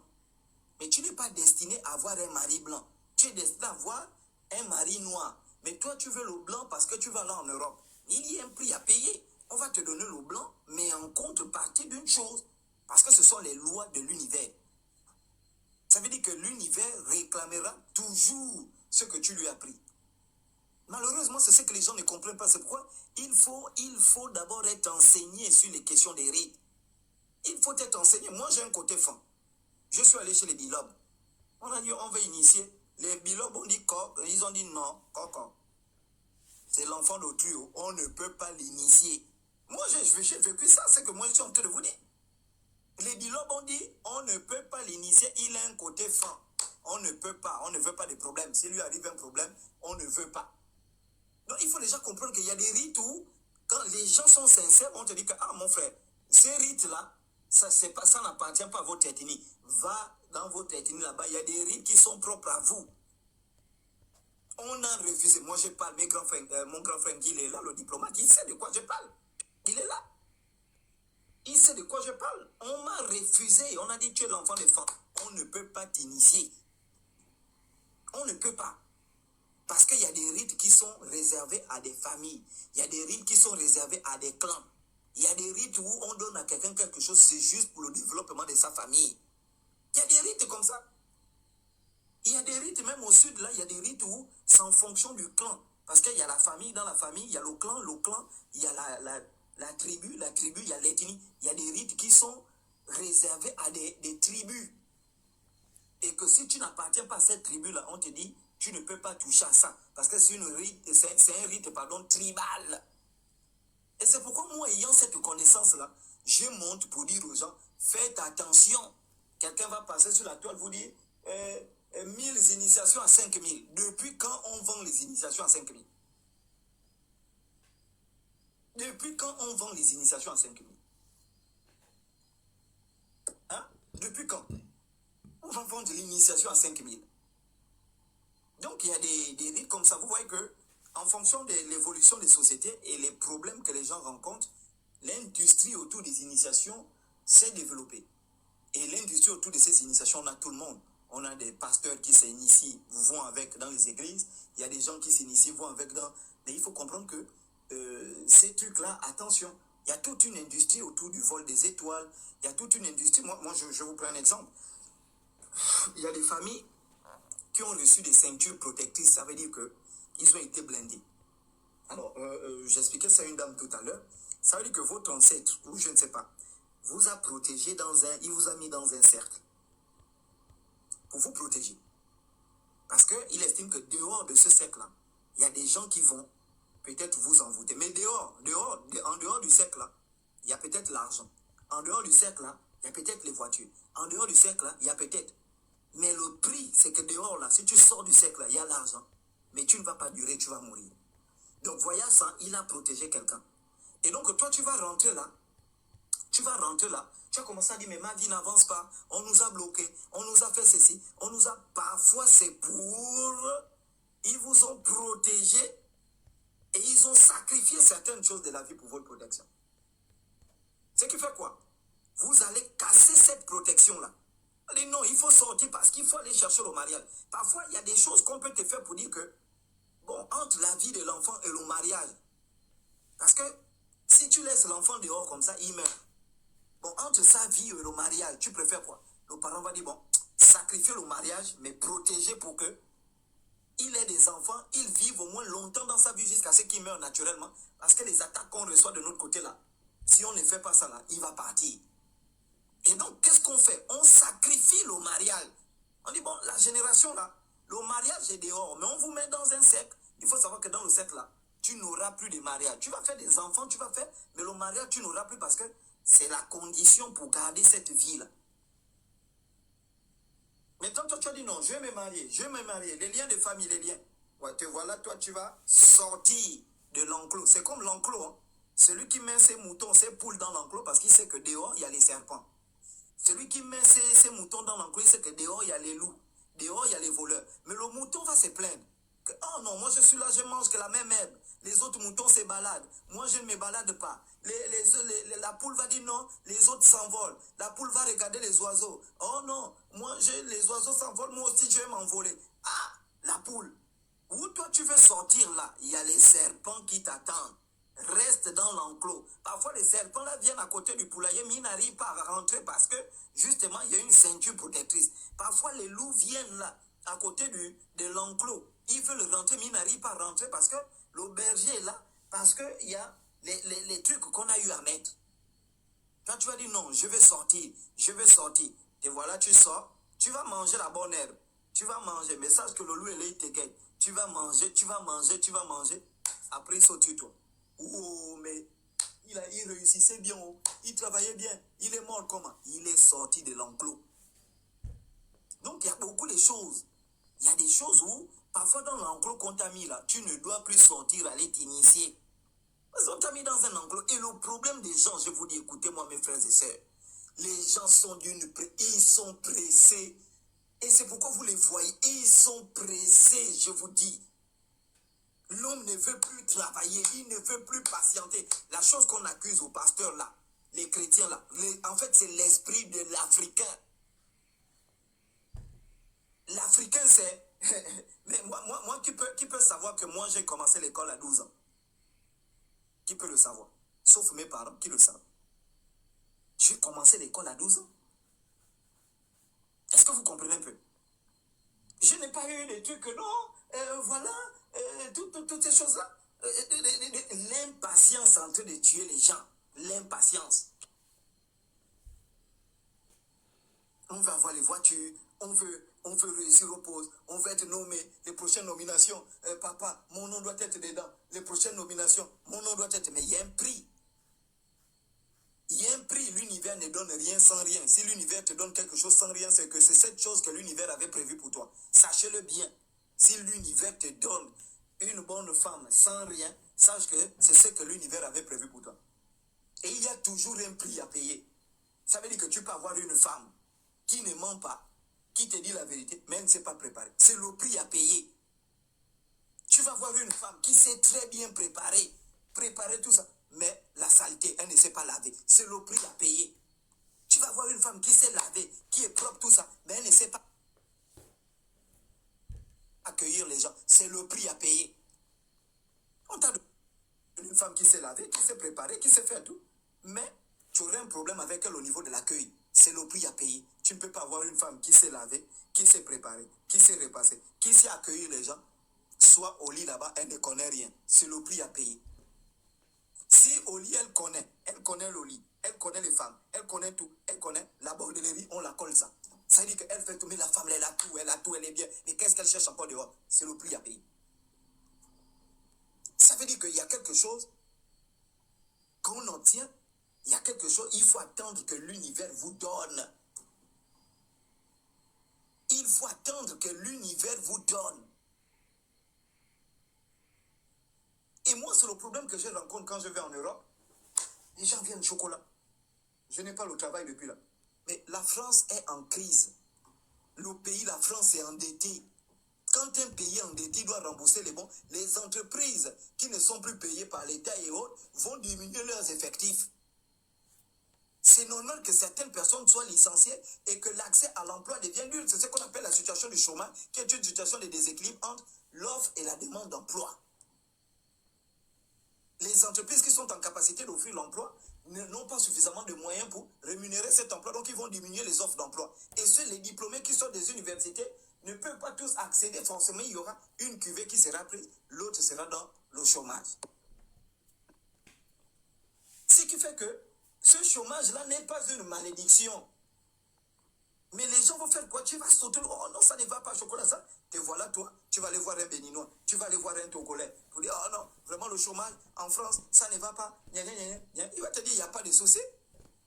Lui, il travaille avec les sirènes, avec les serpents. Il a besoin de choses. Nourrir sa sirène et son serpent. Il va te dire, il n'y a pas de souci. On te prend, on va te donner un travail provisoire.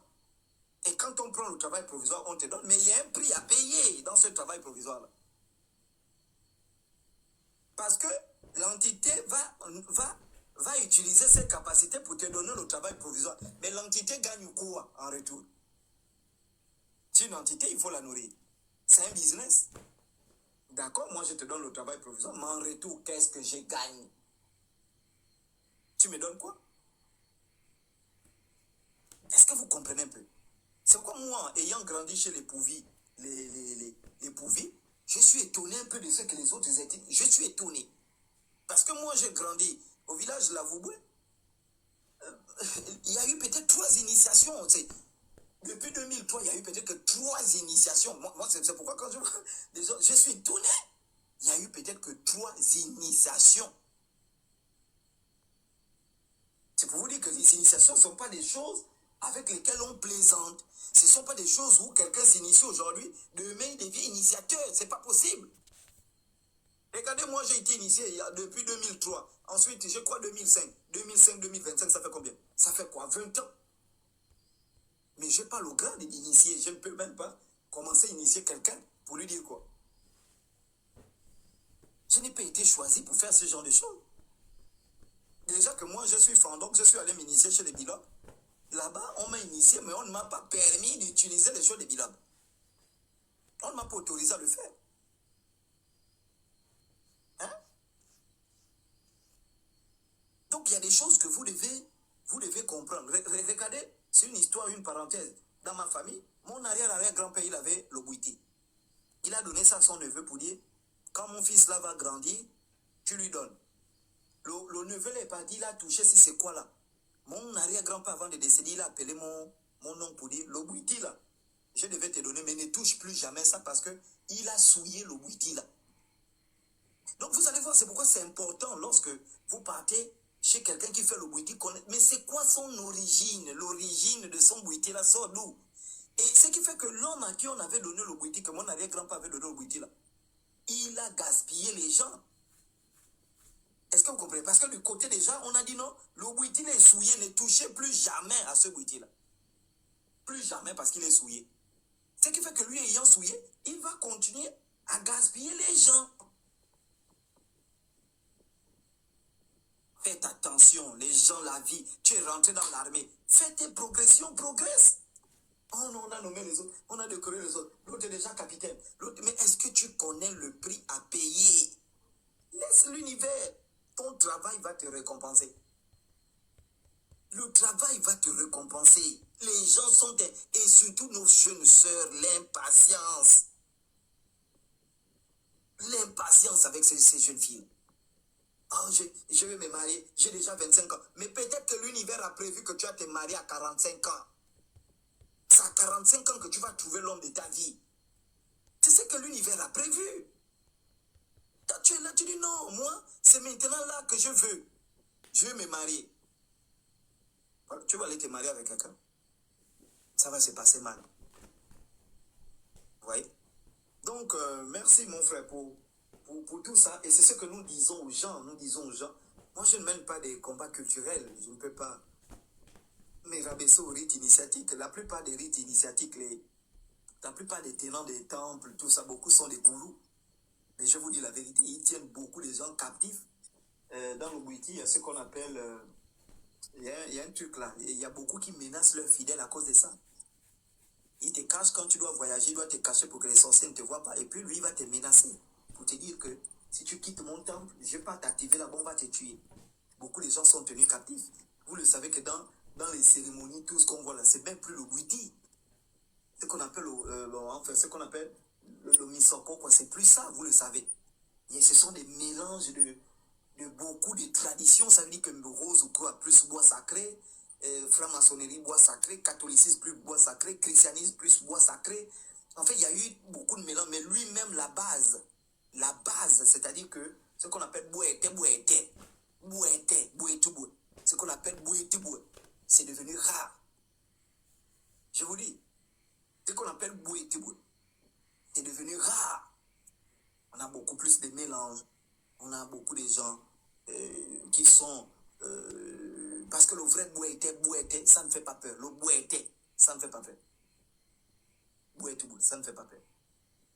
Mais aujourd'hui, on a beaucoup de francs-maçons qui sont gaga. On a même des fumeurs de chanvre qui sont gaga. Ils rappent le chanvre avec les cobolos, ils mettent dans le truc que tu manges. On a toutes ces choses-là. Ouais. Voilà. Parce que pour revenir, heureusement, le frère ici a précisé que eux, ils ne font pas le boité, ils font le mbiri ou quelque chose comme ça, c'est pas le boité. Justement, parce que dans le boité, il n'y a pas les noms, la reine, le roi, les choses, il n'y a pas ça. Ça, c'est plus dans les branches qui utilisent, qui travaillent peut-être avec des sirènes, des choses comme ça. Voilà, on retrouve la reine, les rois, les choses, les entités, les trucs. Mais dans Bouétou, il n'y a pas les rois, il n'y a pas toutes ces choses-là. Vous voyez? Et puis, généralement, les combos sont en langue. Voilà, ce ne sont pas les combos français ou je ne sais pas. Donc, quand vous voyez le boité où on voit Saint-Michel, on voit Gabriel, l'archange, c'est pas le boité. Vous comprenez bien? Tu ne peux pas manger le bois sacré, tu vois Saint-Michel. Et tu viens, tu dis, j'ai vu Saint-Michel. Saint-Michel de Kimbo, là. Saint-Michel, tu l'as vu. Mais tu étais dans le catholicisme, tu étais dans une dimension catholique. Tu ne peux jamais, c'est-à-dire que dans les rites de Bouété, ou bien le Misoko, tu ne peux pas voir Saint-Michel, c'est pas possible. Il faut savoir que le canal que tu as utilisé, c'est un canal catholique. Tu es parti dans la sorcellerie des catholiques. En réalité, c'est une branche du catholicisme, mais qui s'est fait passer pour l'animisme. Comment ça, les gens vont voir Saint-Michel? Et pire encore, tu vas voir dans les rites, on te dit, la Vierge Marie est là. C'est pas possible. Comment la Vierge Marie va être là? La Vierge Marie va être là comment? La Vierge Marie. Et on va te dire, non, elle était là. Vraiment, elle était là, la Vierge elle-même. Elle est vierge comment? Après accoucher Jésus, elle n'était plus vierge. Joseph, la Bible nous dit que Joseph a eu plusieurs enfants avec Marie. Jacques, c'était le frère de Jésus. On avait plusieurs qui étaient... Ça veut dire que Joseph a fouetté, il a baisé Marie fatiguée. Elle n'était plus vierge. Joseph a baisé Marie, bien baisé au cul, partout. Le vieux Joseph, il a baisé Marie. Comment elle va être vierge depuis 2000 ans alors que Joseph a baisé ça? Oui, Gali, oui, c'est quoi le souci là, mon frère? On va... Merci de me donner la parole. Bon, moi, je ne suis pas de la famille ni du temple, mais je voulais quand même passer par votre plateforme pour lancer un message. Je crois que, sauf si je n'ai pas connaissance, il faudrait que ces temples-là aient un cadre juridique qui encadre ces histoires-là, pour qu'il y ait des lois qui soient placées et aussi qu'ils aient des documents qui les permettent d'exercer. Parce que les temples-là, on les voit naître un peu partout. Ils sont partout et c'est des gens qui n'ont pas de formation, c'est des gens, on ne sait pas où ils sortent et qui s'auto-proclament qu'ils sont des maîtres initiateurs, qu'ils ont la connaissance infuse et que même ils peuvent faire naître des richesses à des personnes. Moi, je crois que c'est simplement miroiter les gens. Et le jeune frère a été miroité.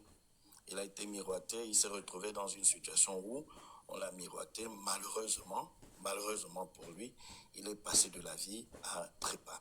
Et aussi dire à ces gens du temple, là où le jeune frère était, qui disent que ce jeune était un de leurs frères.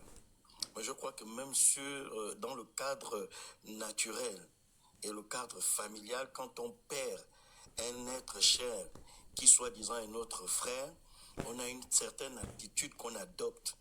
On ne vient pas avec du mépris, avec de l'arrogance. Et même lorsqu'il parlait à la sœur du frère, donc à Sabrina tout à l'heure, quand on lui posait des questions, il était très arrogant, ce soi-disant prince-là, et Bradley même au départ, très arrogant. Même celle qui vous a envoyé l'audio, parce que je vous ai suivi dès le début du live, celle qui vous a envoyé l'audio que vous avez fait lire et fait écouter aux gens, mais elle n'est pas venue avec du remords. On sent qu'en fait la mort de leur frère ne leur dit rien. Vraiment, ils n'ont pas de compassion, ils n'ont même pas un peu du sentiment, du regret que c'est quelqu'un qu'on a perdu. Moi, je crois qu'il y a ce que l'on appelle en droit l'autosaisie. Donc, le ministère public peut se saisir de ce problème-là pour que la lumière soit faite.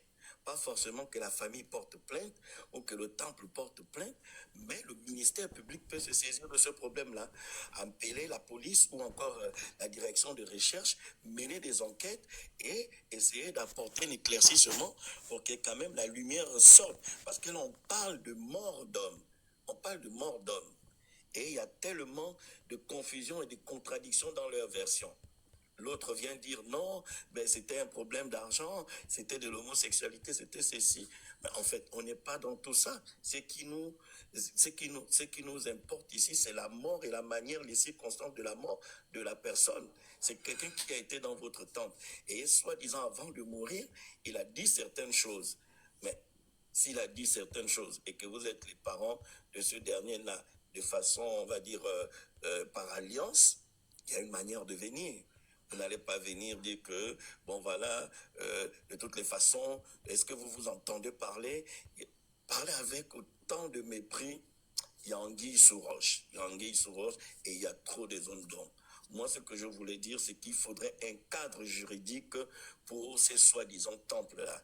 Il faudrait que la loi puisse leur faire des formations ou encore leur donner des documents qui les permettront d'exister. Et ceux qui n'ont pas la connaissance et qui n'ont pas la maîtrise, qu'on les mette de côté pour que plus jamais ces choses-là n'arrivent. Donc, Sabrina, la justice peut s'auto-saisir. La justice peut s'auto-saisir parce que c'est le rôle du ministère public. Quand on parle de mort d'homme, la justice est saisie. Et vous n'avez pas besoin de porter plainte, ou encore le temple n'a pas besoin de porter plainte. Mais moi, j'exhorte le gouvernement, j'exhorte le ministère de la Justice, j'exhorte la police, j'exhorte la gendarmerie nationale de s'auto-saisir de ce problème pour que lumière soit faite. Voilà, c'était mon intervention. Merci beaucoup, frère, pour ton intervention. C'est vrai que elle est remplie de beaucoup de sagesse et autres. Mais si la justice ne s'auto-saisit pas pour les églises, je ne sais pas si ce sera le cas. Donc, on est dans un chaos flou, en fait. C'est ça le problème. C'est pourquoi nous menons justement ce combat. Dans ce combat-là, les victimes ne sont pas seulement les gens de l'église. Les victimes sont de tous les côtés, en fait. Il y a l'église, il y a les rites initiatiques où les gens sont victimes. Et ça, je vous dis. Mais vous savez, les gens ont peur de parler. Et comme vous savez, vous savez, parler, c'est une mission. Vous comprenez, c'est une mission qu'on reçoit, c'est une mission vraiment qu'on reçoit de... Je ne sais pas, parfois moi-même quand je m'assois et puis je regarde parfois, je me dis, mais qui parle en moi? C'est pas tout le monde qui a la capacité de parler. Voilà, ceux qui me connaissent dans la vie sociale, ils savent que je ne parle pas. Beaucoup, si vous croisez les gens qui m'ont connu, ils vont vous dire ça. Donc, et ça, je comprends, les concitoyens. Et le procureur m'avait dit un jour, Chocolat, nous, on ne peut pas agir tant qu'il n'y a pas de plainte. Parce que tu vois, quelqu'un va aller, il va venir te dire, j'étais dans tel temple, on m'a fait manger les caca. Mais viens déposer une plainte si tu as les preuves que c'était des caca. Quand on te donne les caca pour manger, tu prends un peu, tu mets dans un papier, tu amènes le ministère, examine, on découvre que ce sont des caca. D'accord, mais dépose une plainte. Parce que le magistrat m'avait dit, qu'en réalité, c'est ceux qui peuvent taper du poing sur la table, il n'y a que deux personnes dans ce pays. Le président de la République et le ministère de l'Intérieur. Il n'y a que ces deux-là qui peuvent taper parce que ça concerne les affaires internes en fait. Donc c'est le ministre de l'Intérieur qui peut taper du poing sur la table pour dire vos choses d'église, Mbanja, Rose, Kourafra, et il faut qu'il y ait une réglementation, des écoles claires avant d'ouvrir. Et dans l'école, on suit, on observe les programmes clairs que vous enseignez qui ne rentrent pas dans les dérives sectaires. Donc moi j'enseigne, par exemple, je ne sais pas quoi, Longem Bombo, comme j'ai écouté là. D'accord, Longem Bombo c'est quoi? Oh, c'est une branche du Bouiti. On appelle les dépositaires du Bouiti. Est-ce qu'il y a une branche du Bouiti qu'on appelle Longem Bombo? Non, mon frère, ferme.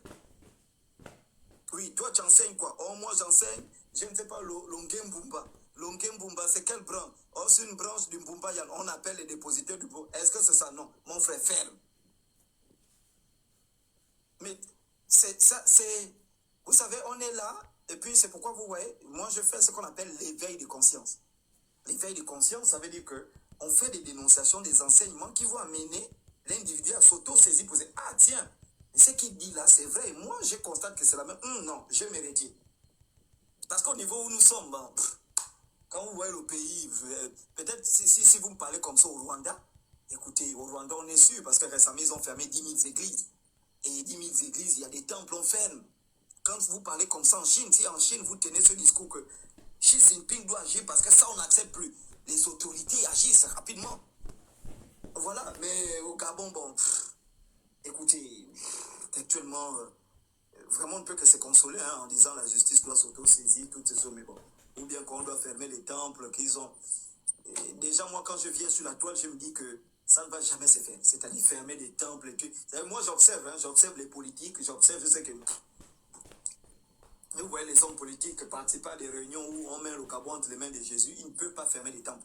C'est pas possible.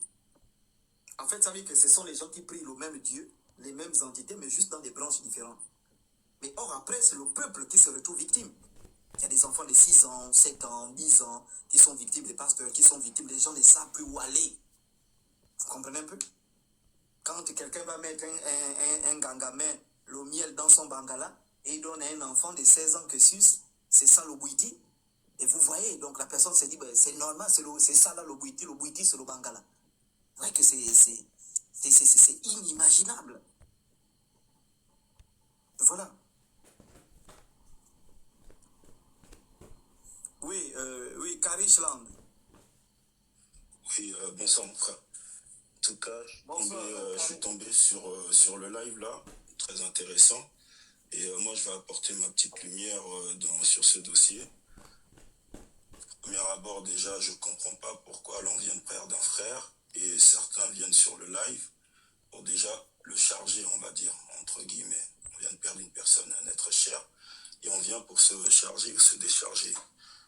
Chacun va le prendre comme il veut.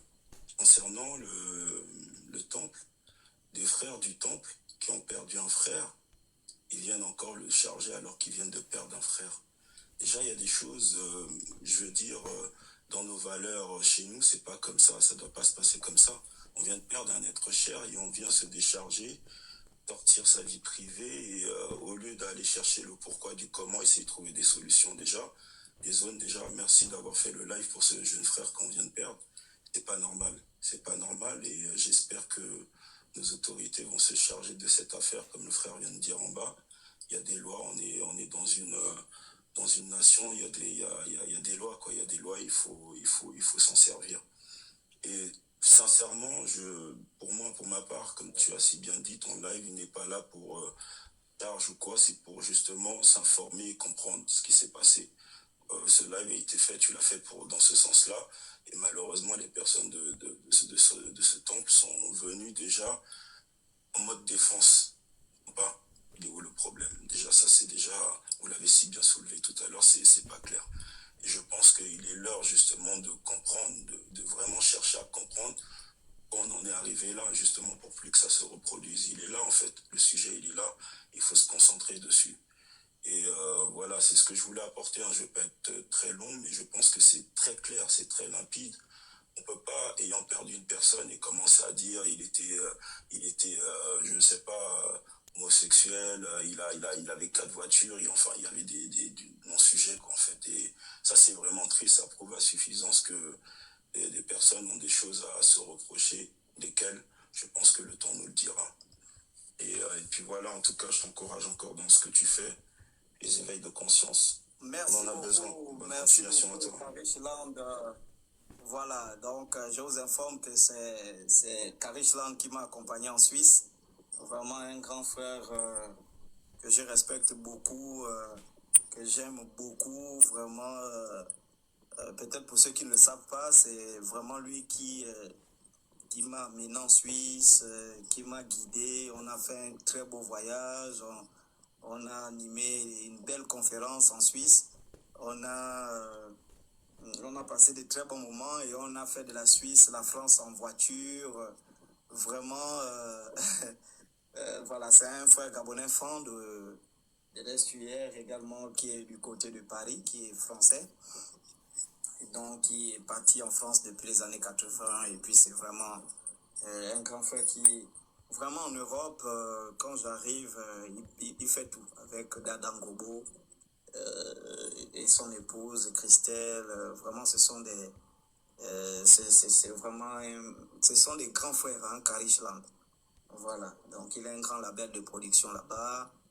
Le producteur, le chanteur Massai, c'est lui qui le produit, et ce sont des gens vraiment bien qui voilà. Bon, messieurs et dames, vous avez un peu écouté tout ce qu'on avait à dire. C'est pas terminé, hein. Monsieur Gali, merci pour vos propositions. Et de mon côté, je vais de temps en temps sur mes pages faire ces propositions au chef de l'État. Parce que je pense que c'est à ceux dont il faut parler. C'est vrai qu'au début, je ne faisais pas beaucoup de propositions, j'étais plus dans la dénonciation. Bon, maintenant, il faut qu'à chaque fois, on ouvre une caméra, je fais une vidéo, monsieur le chef de l'État, sur la question des gangas. Il faut ça, il faut ça, il faut ça. Messieurs, il faut ça, il faut ça, il faut ça. Voilà, donc il faut faire des propositions. On dénonce, on propose. Au moins demain, on ne va pas nous dire, ben, vous étiez là, vous n'avez rien proposé. Non, on dénonce, on propose. On dénonce, on propose. Voilà, quand je me tiens là, quand le temple dit ils vont porter plainte, bon, on suppose que moi je serai dedans dans la plainte pour dire que ouais, c'est lui qui a organisé le live. Heureusement, je prends une position neutre. Voilà, donc vendredi, on aura un live. Non, le 1er janvier, c'est quand là? Je pense que c'est jeudi. Jeudi, on aura un live. Au cas où Dokira ne meurt pas. Donc, on va venir reprendre les propos du pasteur qui a dit que si Dokira ne meurt pas, s'il ne se répand pas, il va mourir, il ne va pas voir 2026. Donc, s'il ne meurt pas d'ici demain, ça va faire l'objet du live. Donc, voir les propos du pasteur et voir l'accomplissement. Si les propos s'accomplissent 1er janvier 2026, Dokira est vivant, on dit le pasteur est vrai, c'est vraiment Dieu qui a parlé en lui. Si le 1er janvier 2026, Dokira est toujours vivant, on conclut tout de suite que ce pasteur est un vrai faux pasteur et les gens doivent quitter de son royaume. Et voilà. Et puis on aura le live sur quelqu'un qui a été brûlé, puisque il y a quelqu'un qui m'a écrit là qu'il y a quelqu'un qui a été brûlé dans un temple. Donc il est parti justement assister à une cérémonie. Les initiés ont constaté qu'il n'était pas initié. Ils l'ont brûlé. Et donc là aussi, on va convoquer la famille. Je ne sais pas si le frère est décédé. Je pense, hein, je ne sais pas s'il est décédé ou... en tout cas, qu'il soit décédé ou pas, on va résoudre cette enquête. Même méthode, on vient exposer le travail ici parce qu'ils vont expliquer sur quelle base ils vont brûler quelqu'un. Voilà. Ils vont brûler quelqu'un. Ils auraient pu... non, il n'est pas décédé, hein. Quelqu'un a dit qu'il n'est pas décédé, voilà. Oui, même s'il n'est pas décédé, mais il faut qu'il nous explique pourquoi il a été brûlé. Les gars sont en prison, voilà. Alors, il faut qu'il nous explique pourquoi, mais il n'est pas décédé. D'accord, ok. Ah, vraiment, merci. Merci que le Créateur, les ancêtres, la nature, soit glorifié dans tout. Donc, mais ils vont quand même nous expliquer pourquoi avoir brûlé ce compatriote. Voilà, apport gentil. Donc ils l'ont brûlé carrément comme si c'était un holocauste, un bœuf qu'on offrait à Yahvé. Donc il a été brûlé avec les rafias. Donc on veut savoir cette histoire, on veut élucider. Donc on doit mettre ça parce que les gens sont fatigués des faux nganga. Les gens sont fatigués des faux pasteurs, des faux prêtres. Les gens en sont fatigués. Voilà. Donc, voici ce qu'il faut comprendre. Merci pour ce live. Beaucoup de courage à la famille. C'est pas facile hein, de perdre un être proche, un grand frère. Voilà, c'est complètement... c'est triste. Et voilà, on est là pour vous accompagner, dénoncer, pour qu'on puisse nettoyer notre culture. Voilà. Moi, je suis allé en France avec Karishland qui était là. Pardon, j'ai même en France, en Suisse. Beaucoup de gens veulent visiter le Gabon. Beaucoup de gens, mais regardez les crimes rituels, les gens qu'on tue, les gens qu'on brûle dans les temples. Ça ternit complètement l'image du pays. Les gens qui m'écrivent, je vais leur dire quoi en fait? Je vais dire quoi en fait? À quelqu'un qui t'écrit pour dire qu'il veut venir au Gabon, je vais lui dire quoi? Parce que ça, il va dire, je vais venir me faire brûler ou bien je vais venir me faire tuer dans un temple. Voilà. Donc, voici toutes ces choses. Moi, je mène un combat culturel pour la restauration de notre culture, pour la restauration de notre système éducatif, notre identité. Voilà, toutes ces choses-là. Et les rites initiatiques, c'est pour le bien de ceux qui veulent. Il y a ceux qui vont dans les rites initiatiques parce qu'ils estiment justement qu'ils ont des problèmes physiques et spirituels. Et là, il y a des sciences qui sont spécialisées. Il y a ceux qui vont parce qu'ils estiment que, bon, ils veulent découvrir. Et là, il y a des sciences qui sont spécialisées. Voilà. Mais l'idée d'aller n'importe où, j'interpelle hein, surtout la jeunesse, pas la jeunesse, même les anciens. Voilà, la vie du paraître, c'est ce qui vous amène dans des choses compliquées, la vie du paraître. Hein, la vie du paraître, la vie de ceci, la vie de... Et vous jouez sur les maladies des gens, quelqu'un est malade, bon, on profite, il devient une viande à qui on va escroquer de l'argent pour... Vous voyez que c'est compliqué. Voilà. Donc, merci, bonne nuit à tous. Hein. Merci beaucoup.